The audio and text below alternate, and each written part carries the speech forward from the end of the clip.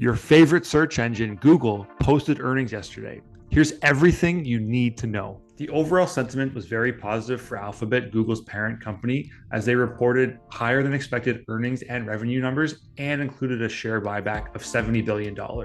Let's break down the profit and loss on a nice little chart from App Economy here on Twitter. You can see their income streams right here. Google Search, YouTube is a big one, obviously, and then a couple little smaller ones, Google Play, the Google Cloud, which is actually profitable for the first time as well, and some other ancillary income streams right here for a total revenue of $69.8 billion, which is 3% year over year.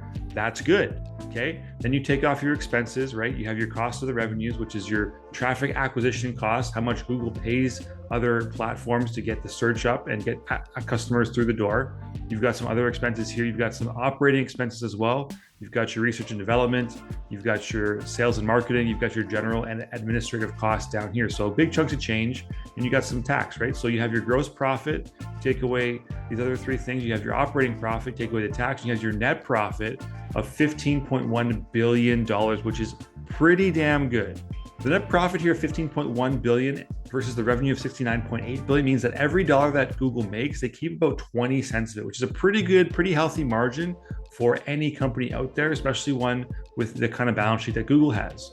This statement overall is positive. Even though Google's net profit declined by about 8% year over year, it's still a healthy margin. They're still making money, which is a good thing. The other big news was Sundar Pichai, Google's CEO, authorizing a $70 billion buyback program, which led to the shares of Google being up nearly 3% in extended trading after hours. This morning, though, however, things have come back down to earth. It is about break even for Google stock, which we will get to in a minute, plus where I think the stock is about to go. And one thing you absolutely need to know that is impacting the stock price in the short term. When companies do stock buyback programs, what they're betting on is repurchasing shares of their own company at a lower price and then riding the profit wave higher.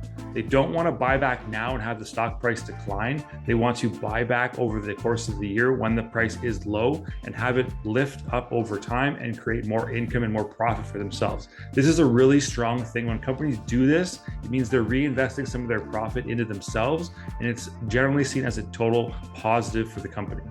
The other big takeaway from the earnings report is that Google's cloud business is profitable for the first time on record, and its cloud division is finally making some money. Generally regulated, as you can see behind Amazon and Microsoft, the cloud market is growing, and it has been pouring money into this business. That is this stream right here, the Google Cloud streaming service. It is finally making money, which is a huge win for Google. And these kind of things, these new technologies can sometimes take time to implement correctly. One number to take note of is that the Google Cloud platform now accounts for 10% of the total revenue for the company, which is a stark contrast to previous earnings reports. Now, the important question is, where does Google's stock price go from here? We can see here that in the pre-market now, after hours, it was up.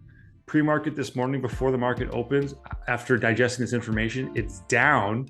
It's down roughly 2%. And I think this has something to do with the overall sentiment of the market and some other factors weighing on the market, which we will talk about in a second. But in my terms, this is like a coiled spring where there's a lot of kinetic energy pushing down right now. If this is the spring, this is the world's best drawn spring right there. If there's energy pushing this down, right, it's going to compress like this and become tightly packed to where it's going to then expand in the future. I think this here is going to be the push down effect on the stock price. It's going to be coiling up of that spring for a later release of energy in the market. What I anticipate happening is that this is a sell on the good earnings report, which sometimes happens. Even though the market is good, even though the earnings is good, people tend to sell off, and just there's uncertainty and fear in the market. I can see this making a play down here for the 200-day moving average right at this point, 101.32. And if it doesn't stop there, you can see there's a little bit more support just a hair under that at these two candle wicks bouncing off this area here of 100, which also happens to be a massive psychological area right here. Any kind of round number like that, 100, 200, 150, there are massive psychological areas of support resistance, in addition to being where these moving averages are meeting here. You have the 50-day trying to make a push higher as well. So those are the areas I see right now in terms of support on the bottom end. If it does rip through these here, you have the 50-day moving average right there. And then the last kind of leg lower that I can see here would be somewhere, we've got some support right there, probably right around this area right here. We've got a couple candlesticks jumping all over this right around the 97, 95. So in the interim, those are your three kind of areas of support as a floor. I don't believe this is going to make a move higher. It just came off a strong push throughout March, and it is coming to the end of kind of Google's first quarter seasonality kind of boost, which we'll look at in a second. But right now, I think this is primed to kind of drop a little bit lower, maybe kind of jog around here. And then once it gets down to this level, I could definitely see it consolidating in this area for a little bit before I said it's likely to move higher. I think this is a good earnings report, and I think this is going to be a coiled spring moving higher in the future. But let's also look at where Google's seasonality lies. And you can see that here, July is the big month. There's a crazy rip in July. And statistically, it is the month where it gains 100% of the time it's going to be positive. And that's over the last 8 years of data, but 100% of the time doesn't lie. To me, that's a good sign. That's where you want to anticipate this move to be. Right now, we're in April. It technically does run up in April. Then there's kind of this consolidation period where it does break out moving into May and June. I think this is going to last into kind of the month of July. And this is also being weighed down, remember, by other things in the market right now. Remember, just because the earnings were good, the stock doesn't immediately just rip higher. There could have been a lot of money in shorts. There could have been some hedge funds taking a short position. There could have been a lot of just energy tied up and pushing the stock price lower. There could be some people going in and saying, hey, this is a good earnings report, thinking like we are right now, that this is good, but the market's not reacting the way it should be.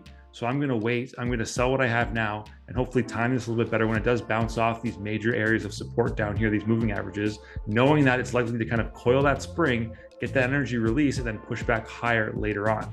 Plus, there is a huge factor negatively impacting the stock market right now overall, and that is the banking sector and the contagion of fear that is going on with things like First Republic dropping nearly 50% in their stock price after a massive report of deposit drops or people not depositing as much money into the bank. This type of news is affecting the overall market, and you can see it here in the S&P 500 and the QQQ. We have had massive sell-offs when this news broke yesterday.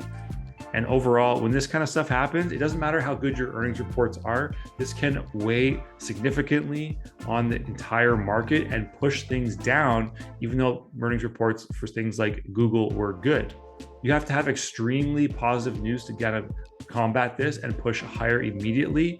And you can see that here. We also have this kind of little, maybe a head and shoulders pattern kind of dropping in here. If we have this little area here, if we kind of make a quick move higher, if this happens, look out, because that's usually a signal here. Once this breaks, there's a line right here.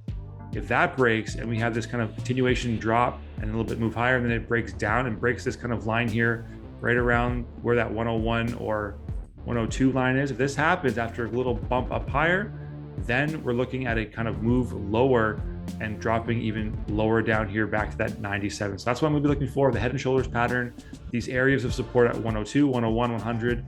The big significant line there is 100 as well, and then 97, 90, 75 on the low end to see where the price goes, especially if the head and shoulder pattern plays out long term. But I do think this is good for Google. I think this right here is a great kind of figure and a great way to visualize how they make their money, where it goes, and how many expenses they have relative to that. They are profitable and they are on the rise with things like their Google Cloud services. So time will tell where the stock price goes. Just remember, you want to invest in companies that make good amounts of money, have good cash flow, and have good CEO and management teams. All things Google do have. To me, it's a long-term buy. Hopefully it is for you as well. Next up on the earnings docket this week, we've got Amazon. We've also got Facebook. We've got Apple next week. So big stocks to come. This is a good one for Google, a good way to digest. Hope you got some value out of this today. Consider subscribing if you did, and I will catch you guys on the next one.